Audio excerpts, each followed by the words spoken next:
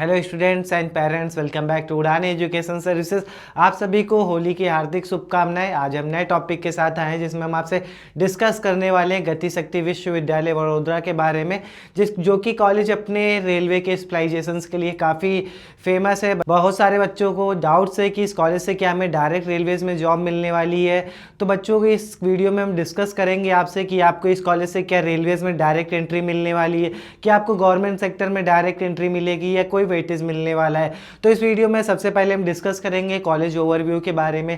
College में कैसे admission process होगा, आपकी एलिजिबिलिटीज़ क्या है, क्या आपकी फ़ीस लगने वाली है, कौन कौन से कोर्सेज आपको कॉलेज ऑफर करता है, कॉलेज का प्लेसमेंट्स क्या है और किन किन इंडस्ट्री में आपको प्लेसमेंट मिलने वाला है। तो वीडियो तक को लास्ट तक की देखिएगा, सारे डाउट्स आपके इस वीडियो में क्लियर होने वाले हैं। और अगर आप चैनल पर नए आए हैं तो चैनल को सब्सक्राइब कर लीजिएगा ऐसे ही कॉलेज रिव्यूज़ देखने के लिए और जेई से रिलेटेड कंटेंट देखने के लिए। हमारे चैनल पे आपको काउंसलिंग से रिलेटेड और एग्जाम से रिलेटेड और कॉलेज से रिलेटेड वीडियोस मिलने वाले हैं। तो वीडियो में लास्ट तक की बने रहिएगा। तो सबसे पहले हम देखेंगे गति शक्ति विश्वविद्यालय के और ओवरव्यू के बारे में, जो कॉलेज को शॉर्ट में हम लोग GSV के नाम से जानते हैं।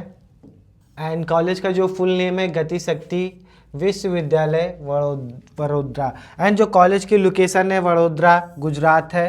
एंड जो कॉलेज का टाइप है वो आपका सेंट्रल यूनिवर्सिटी है। एंड जो कॉलेज एब्लिश्ड हुआ था जो कि 2022 में एब्लिश्ड हुआ है। एंड जो कॉलेज की मिनिस्ट्री है, यानी कि जो कॉलेज को मैनेज करता है वो आपकी मिनिस्ट्री ऑफ रेलवे मैनेज करती है। जैसे कि बहुत सारे कॉलेज को ministry of home ministry manage करती है, बहुत सारे सेंट्रल मिनिस्ट्री मैनेज करती है, बट इस कॉलेज को आपको रेलवेज की मिनिस्ट्री मैनेज कर रही है। एंड हम लोग देखेंगे बीटेक के एडमिशन प्रोसेस के बारे में कि आपका एडमिशन प्रोसेस कैसे होना है। तो आपके जो क्लास 12th में अगर आप जनरल, OBC या EWS कैंडिडेट हैं तो आपके क्लास 12 में 75% होने चाहिए, क्योंकि ये कॉलेज आपको जो इसकी काउंसलिंग होगी वो जोसा प्लस CSAP की होने वाली है। तो जोसा प्लस CSAP की काउंसलिंग में आपको पार्टिसिपेट करने की एलिजिबिलिटीज़ है कि आपके क्लास 12th में आपके 75% होने चाहिए अगर आपकी कैटेगरी जनरल, OBC, EWS है।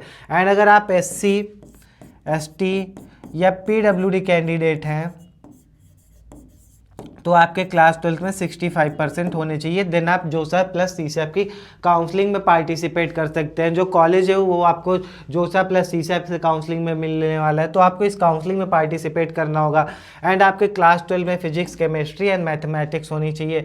एंड आपको JEE मेंस का एग्ज़ाम देना होगा। उसके बाद आपका सेशन 2 की स्कोर के बेसिस पे आपका अलॉटमेंट होगा। एंड उसके बाद आपको जोसा प्लस CSAP की काउंसलिंग में पार्टिसिपेट करना है। एंड उसके बाद आप गति शक्ति विश्वविद्यालय के बीटेक प्रोग्राम में आप एडमिशन ले सकते हैं। तो ये आपका बीटेक प्रोग्राम का एडमिशन प्रोसेस है। एंड कॉलेज में आपको कौन कौन सी ब्रांचेस में आपको एडमिशन मिलने वाला है, कौन कौन से प्रोग्राम्स आपको कॉलेज ऑफर करता है। तो सबसे पहले देखेंगे हम लोग BTech in electronics and communication engineering and railway engineering, जो कि आपका स्पेशलाइजेशन होगा रेलवे इंजीनियरिंग का। एंड जो आपकी ब्रांच होगी EC, इसमें आपको 60 सीट्स मिलने वाली हैं।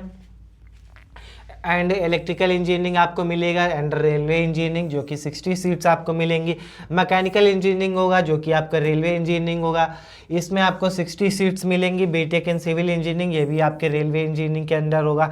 BTech in AI and data science, AI/ML भी मिलेगा। इसमें जो स्पेशलाइजेशन होगा ट्रांसपोर्टेशन एंड लॉजिस्टिक का होगा, जिसमें आपको 60 सीट्स मिलने वाली हैं। बीटेक इन एविएशन इंजीनियरिंग, ये भी ब्रांच आपको मिलने वाली है, जिसमें आपको केवल 60 सीट्स मिलने वाली है। अब हम बात करते हैं गति शक्ति विश्वविद्यालय के फीस स्ट्रक्चर के बारे में। जो आपका टोटल ट्यूशन फीस लगने वाला है 1,53,100 रुपये लगने वाला है। एंड जो आपका वन टाइम कॉशन मनी होगा वो 10,000 है, जो कि आपका रिफंडेबल है। जब आपका बीटेक कंप्लीट हो जाएगा तो ये अमाउंट आपका 10,000 रिफंड कर दिया जाएगा। एंड आपका जो एडमिशन फ़ीस है वो 2,000 लगने वाला है। रजिस्ट्रेशन फ़ीस 1,000 होगी। कैंपस फैसिलिटी चार्जेस आपके 5,000 होंगे। एंड हॉस्टल यहाँ पे आपको दो तरीके के देखने को मिलने वाले हैं, double sharing and triple sharing, यानी कि hostel number A and B। A में आपको डबल शेयरिंग मिलेगा एंड B में आपको ट्रिपल शेयरिंग मिलेगा। अगर डबल शेयरिंग देखेंगे तो आपको 43,600 रुपये पे करना है। एंड ट्रिपल शेयरिंग में आपको 29,050 रुपये पे करना है। मेस चार्जेस सभी दोनों हॉस्टल वाले बच्चों के लिए सेम होंगे, जो कि 40,000 होगा स्टूडेंट्स फंड जो होगा आपका 500 होगा, इलेक्ट्रिसिटी चार्जेस आपके 6000 होंगे। एंड जो अगर टोटल बात करें आपके अगर ट्यूशन फीस एंड ये आपकी सारी कैंपसेस की फ़ीस इंक्लूड करके एंड हॉस्टल की fees and mess charges include करके अगर टोटल फीस देखें तो अगर हम लोग ऑप्शन नंबर ए लेते हैं, अगर हम डबल सीटर से डबल शेयरिंग का हॉस्टल लेते हैं तो आपका टोटल खर्चा आने वाला है 2,61,200 रुपये। अगर हम लोग ट्रिपल शेयरिंग लेते हैं तो आपका टोटल जो खर्चा आने वाला है 2,46,650 रुपये आपका गतिशक्ति विश्वविद्यालय में बीटेक के फर्स्ट ईयर में आपका खर्चा आने वाला है। अब हम डिस्कस कर लेते हैं कि अगर आप कितना पे कर रहे हैं तो आपको क्या फीस में कोई रिलैक्सेशन मिलने वाला है। जी हाँ, बिल्कुल आपको गतिशक्ति विश्वविद्यालय में आपको फीस में रिलैक्सेशन मिलने वाला है जो कि आपके एनुअल इनकम पे बिल्कुल डिपेंड करेगा। एंड हम डिस्कस कर लेते हैं जो आपका बेस्ड होगा on merit on family income. आपका जो रिलैक्सेशन का मेरिट बेस्ड होगा जो कि आपकी फैमिली इनकम पे डिपेंड करेगा। अगर आपकी फैमिली इनकम 1 लाख से कम है, यानी कि अगर आपकी फैमिली इनकम 1 लाख से कम है तो आपको 100% ट्यूशन फीस माफ़ कर दी जाएगी एंड हॉस्टल में आपकी 50% सीट्स माफ़ कर दी जाएगी। यानी अगर आपकी ट्यूशन फी अगर आपकी इनकम 1 लाख से कम है, यानी कि आप जिन बच्चों की फैमिली इनकम 1 लाख से कम है तो ये आपकी ट्यूशन फीस पूरी माफ़ कर दी जाएगी 1,53,500 रुपये। एंड जो कि आपके हॉस्टल चार्ज होगा, यानी कि जो आपका हॉस्टल चार्जेस होंगे करीब 43,600 रुपये है, उसमें आपको 50% आपकी आपकी फ़ीस माफ़ कर दी जाएगी। बाकी आपके जो चार्जेस होंगे admission fees, registration fees, campus facilities, mess charges, ये आपको पे करने होंगे। अगर आप 1 लाख से कम की इनकम में आते हैं तो आपकी ये ट्यूशन फीस एंड आपकी हॉस्टल फीस में 50% फीस आपकी माफ़ की जाएगी। एंड अगर जिन बच्चों की फैमिली इनकम 1 लाख से 3 लाख के बीच में, यानी कि जिनकी फैमिली इनकम 1 लाख से 3 लाख के बीच में है, उनकी 50% ट्यूशन फीस माफ़ की जाएगी एंड 25% बच्चे की हॉस्टल फीस माफ़ कर दी जाएगी। बाकी जो चार्जेस होंगे बच्चों को वो पे करने होंगे। एंड प्लेसमेंट्स की बात कर लें तो प्लेसमेंट्स में देखेंगे तो हाईएस्ट पैकेज कॉलेज का 18 LPA का है एंड जो आपका प्लेसमेंट एवरेज प्लेसमेंट है वो 7.5 LPA का है। एंड जो प्लेसमेंट रेट है यहाँ से 90% अभी तक की बच्चे प्लेस हो रहे हैं, यानी कि जो अगर आपके क्लास में 100 बच्चे हैं तो उसमें से 90 बच्चे यहाँ से प्लेस्ड हो जाएंगे, जिनका एवरेज प्लेसमेंट आपका 7.5 मिल रहा है एंड हाईएस्ट पैकेज 18 LPA का। एंड जो टॉप रिक्रूटर्स हैं अभी तक की देखेंगे तो आपको L&T मिलेगा, महिंद्रा लॉजिस्टिक्स मिलेगा एंड आपको हिटेची मिलेगा, टाटा मिलेगा। तो ये सभी कंपनियां यहाँ पे आके बच्चों को रिक्रूट कर रही है। एंड आपको गवर्नमेंट सेक्टर में कोई ज़्यादा वेटेज नहीं मिलने वाला है, ना ही आपको डायरेक्ट रेलवेज़ में जॉब मिलने वाली है, बट आपको अपॉर्चुनिटीज़ मिलेंगी क्योंकि आपको लॉजिस्टिक्स से एंड रेलवे से जुड़ा हुआ कॉलेज है तो आपको एक अच्छी अपॉर्चुनिटी ज़रूर मिलने वाली, बट आपको डायरेक्ट जॉब मिलने वाला नहीं है। एंड अब हम डिस्कस करेंगे आपको कट ऑफ के बारे में। अगर आप जोसा सीसेम में पार्टिसिपेट करते हैं तो हम लोग कैटेगरी वाइज डिस्कस करेंगे। जो ये कट ऑफ दिया गया है जोसा राउंड 6 का कट ऑफ है एंड जो ये कट ऑफ है वो आपकी कैटेगरी वाइज कट ऑफ दिया गया है।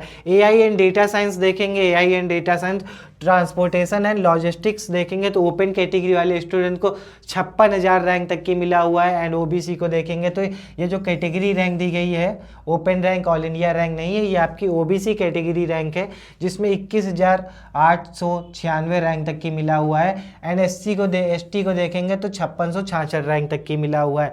सिविल इंजीनियरिंग 89,000 रैंक तक की मिला हुआ है। ओपन कैटेगरी को OBC को 35,000 रैंक तक की मिला हुआ है। एंड मैकेनिकल ब्रांच 78,000 रैंक पे ओपन कैटेगरी वालों को मिला हुआ है एंड 30,000 रैंक तक की OBC कैंडिडेट्स के लिए मिला हुआ है। ये हमने डिस्कस किया जोसा के कट ऑफ के बारे में। अब हम डिस्कस करेंगे CSAT राउंड के बारे में, यानी कि जो ये कॉलेज जो लास्ट क्लोजिंग है आपको कि लास्ट किस रैंक तक की आपको मिलने वाला है। तो ये जो कट ऑफ दिया गया है ये ऑल इंडिया का कट ऑफ है। ये जो आपका कट ऑफ है ये कैटेगरी वाइज है। जो हमने पहले जोसा का डिस्कस किया था उसमें कैटेगरी का रैंक दिया गया है, ये आपका ऑल इंडिया रैंक है, CRL रैंक जिसे कॉमन रैंक लिस्ट बोलते हैं। एंड हम लोग कैटेगरी वाइज डिस्कस कर लेते हैं जो कि AINDS आपको ट्रांसपोर्टेशन एंड लॉजिस्टिक्स में ओपन कैटेगरी स्टूडेंट्स को 83,000 रैंक पर तक की मिला हुआ है। EWS को 92,000 रैंक तक की मिला हुआ है। OBC को 1,08,000 रैंक तक की मिला हुआ है। ST को 2,60,000 रैंक तक की मिला हुआ है। NST को 4 लाख रैंक तक की मिला हुआ है। AIDS and transportation and logistics. And हम देखेंगे इलेक्ट्रिकल इंजीनियरिंग तो 1,35,000 रैंक तक की मिला हुआ है। OBC को 1,85,000 रैंक तक की मिला हुआ है।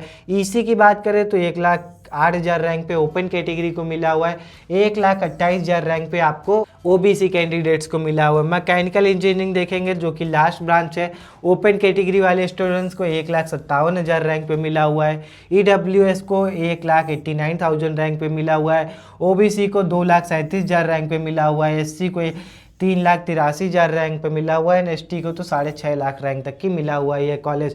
तो आप देख सकते हैं अगर आप इस रैंक के भी आप इस रैंक के अंदर आते हैं तो आप इस कॉलेज को टारगेट कर सकते हैं। एंड ये इन्फॉर्मेशन कैसी लगी कमेंट में ज़रूर बताइएगा, और अभी तक आपने चैनल को सब्सक्राइब नहीं किया है तो चैनल को सब्सक्राइब कर लीजिएगा। एंड आप हमारे व्हाट्सअप ग्रुप को ज्वाइन कर सकते हैं जिसमें आपको जेई से रिलेटेड या काउंसलिंग या एग्जाम से रिलेटेड कोई भी लेटेस्ट अपडेट आता है तो हमारे व्हाट्सअप ग्रुप में अपडेट किया जाता है। तो जिसका लिंक हमारे जिस वीडियो के डिस्क्रिप्शन में है, आप हमारे वीडियो के डिस्क्रिप्शन में जाके हमारे व्हाट्सअप ग्रुप को ज्वाइन करिए, जिसमें आपको डे टू डे जेई से रिलेटेड काउंसलिंग से रिलेटेड कोई भी अपडेट आता है तो हमारे व्हाट्सअप ग्रुप में अपडेट किया जाता है। And thank you for watching, और अपने वीडियो अच्छा लगे तो अपने फ्रेंड्स को शेयर करिए।